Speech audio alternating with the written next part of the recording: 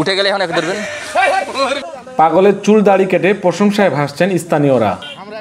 পাগলের পরিবারকে খুঁজে পেতে শেয়ার দিয়ে সহযোগিতা করুন আপনারা। বিরলে এক বেওয়ারিশ মানসিক ভারসাম্যহীন পাগলের চুল দাড়ি কেটে প্রশংসায় ভাসছেন স্থানীয়রা।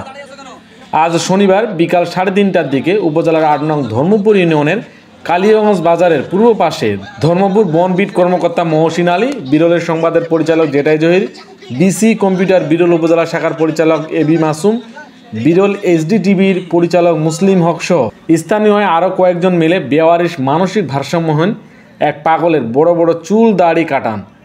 পরে স্থানীয় একজন নরসুন্দরকে ডেকে বাকি কাজটুকু সম্পন্ন করেন। পরে তাকে হোটেল থেকে এনে খাওয়ানো হয়।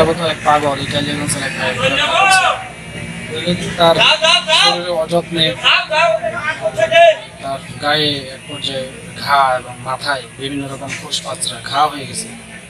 তো আমাদের সুশীল সমাজের লোকজন যারা আছেন সাংবাদিকরা এসে যে তার পরিষ্কার করে দিচ্ছেন চুল দাড়ি এবং তাকে গোসল করে তার সুস্থ জীবন যাপন করার তাকে একটা মানসিক স্বস্তি দিচ্ছেন। এই জন্য সবাইকে ধন্যবাদ।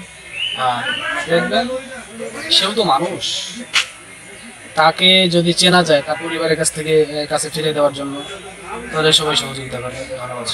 এ সময় স্থানীয় অনেক লোকজন জানান এটা নিঃসন্দেহে ভালো কাজ। যারা এই কাজটি করেছে তাদেরকে সাধুবাদ জানাই। এই বেওয়ারিশ মানসিক ভারসাম্যহীন ব্যক্তিটি প্রায় বছর খানেক ধরে বিরল উপজেলার থেকে পত্র রোডের বিভিন্ন এলাকায় ঘোরাফেরা করতে দেখা যায়। এলাকার স্থানীয়রা অনেকেই তাকে দোকান থেকে খাবার কিনে খাওয়ায়। এভাবেই চলে তার জীবনযাপন। তবে আমার এই ভিডিও বার্তার মাধ্যমে একটা জিনিস জানাতে চাই, যদি কেউ এই ব্যক্তিটিকে চিনে থাকেন তাহলে তার পরিবারের খোঁজ দিন অথবা বেশি বেশি শেয়ার করে তার পরিবারের কাছে পৌঁছাতে সাহায্য করুন। বলে রাখা প্রয়োজন, তার বাম হাতে সবুজ কালিতে ইংরেজি 2টি অক্ষর আর এবং এস লেখা রয়েছে।